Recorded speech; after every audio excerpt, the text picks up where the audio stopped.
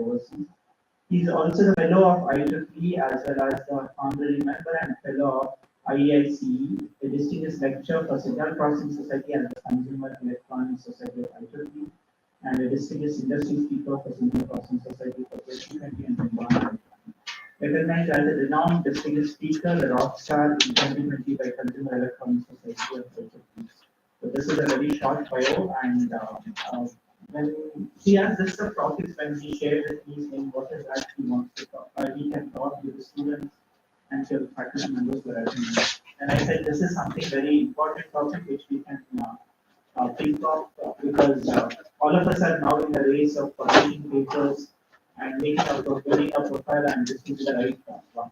So with this, I welcome Professor Ken on stage, and I want to give a small bouquet.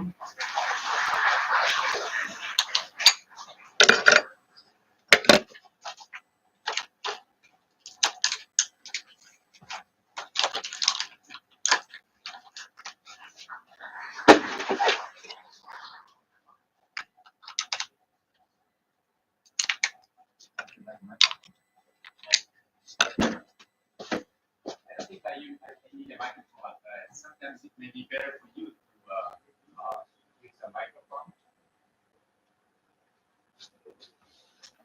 Okay, for the sake of time, let me start my talk while wearing a microphone. Today's topic is easy and lazy technical writing. I have developed a very unique method to help you write a paper, technical paper in the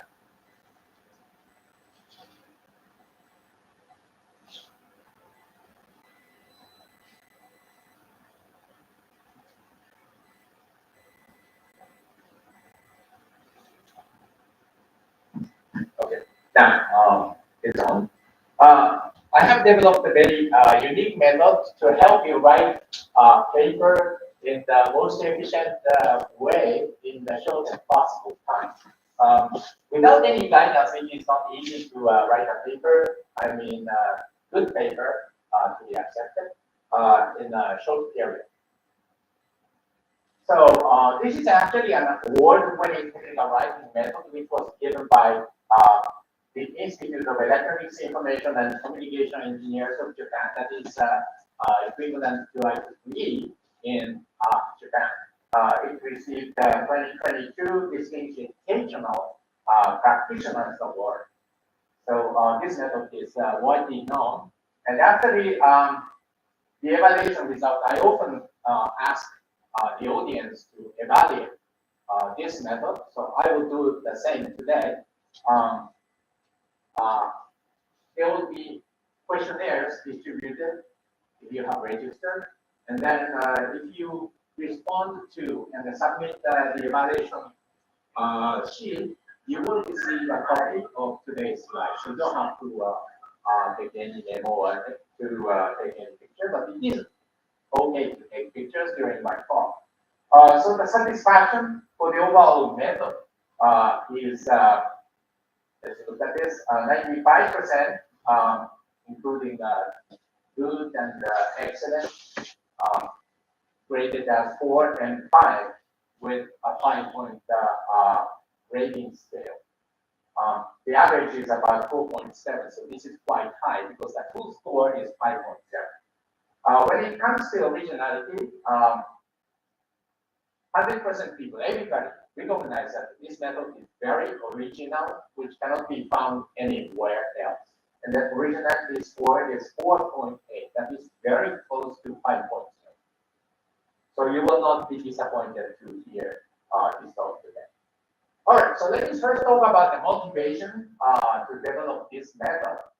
First of all, I have encountered so many poor presentations speaking and also writing. Speaking is presentation at a conference, for example, and also writing is papers, technical papers published in journals.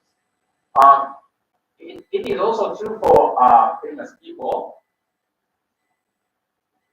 and of course it is widely seen among students, including internship students.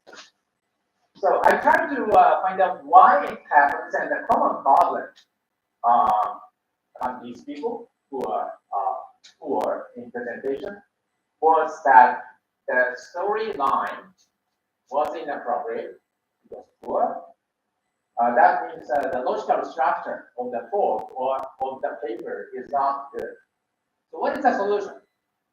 A possible solution is, this is what I have developed, three-point analysis consisting of the value, the trick, and the problem of the research. Yet another motivation is inefficiency, mostly with students or even junior faculty members who are not experienced in writing. You probably have experiences to spend too much time on writing a paper or preparing for presentation. It is quite natural because you don't know how to do it. So the solution is unclear steps. I'm sorry, not the solution. Common problems are unclear steps. Steps are not known, and sometimes the terminology is not clear. When you speak to different people, they may use different terminologies for the same thing, so you may be confused. That is the first problem, and also the comments may become ad hoc because they are not using the consistent terminology with different words and at different occasions. So the solution is a kind of step-by-step instruction with clear terminology. So I will define the terms or the words clearly in my presentation so that you will not get lost. And I will show you how you can proceed step by step. Now these are the contents, and let's start from the first page. So let me first talk about goals of paper writing. What is the goal when you write a paper? Of course, it is to have it accepted for presentation or publication, presentation on the conference or publication in the journal. And the most important thing is to be kind for reviewers because they will decide everything. They will review your paper and give a score. If the score is sufficiently high, your paper will be accepted, otherwise it is rejected. These people, I mean the reviewers, are busy. Sometimes they are non-experts. Most of them are experts in your own field of the research, but sometimes some of them may be non-experts. So if you skip something to mention, it may not be clear, and then your paper may be rejected. So what do they do in the process of review? They try to identify or seek for 2 points. First thing is novelty, or you may also call it originality. So this is the first thing. The second thing is validation results, experimental validation or rigorous analysis, representing how good it is. For the first point, the value of your research and the trick, or the solution of your research, these things are very important. It is also important to have a good logic design. When the logic is not appropriate, it is not easy to follow, and reviewers and also other readers are confused. For the second point, the validation, visibility for quick understanding is very important because they are busy, as I already said. For that purpose, graphs are useful. You are likely to use tables I understand. Most of the people are likely to use many tables. I hate to read them because it is not easy to understand what it means. So why don't you use graphs rather than tables? And then sometimes you forget to provide comparison with any existing method. Without comparison, your position does not become clear. So comparison is very important. Now, let me summarize efficient paper writing. The first thing you should do is to read technical writing books or attend a lecture like this. And then simply practice what are written or what you heard. That's the first thing. And then this is what I have been proposing or encouraging. prepare slides first before writing a manuscript, assuming a lecture. So let's assume you will have a lecture presentation and then try to prepare slides. And the most important thing here is the font size should be equal to or greater than 24 points. Why? The reason is to eliminate redundancy. And as a result, the logic is highlighted. 24 point is a fairly large font size. So you can put all what you want to write in that page. So you are forced to eliminate redundancy. Otherwise, you cannot put things in the page. So that's why I designate this font size as the minimum one.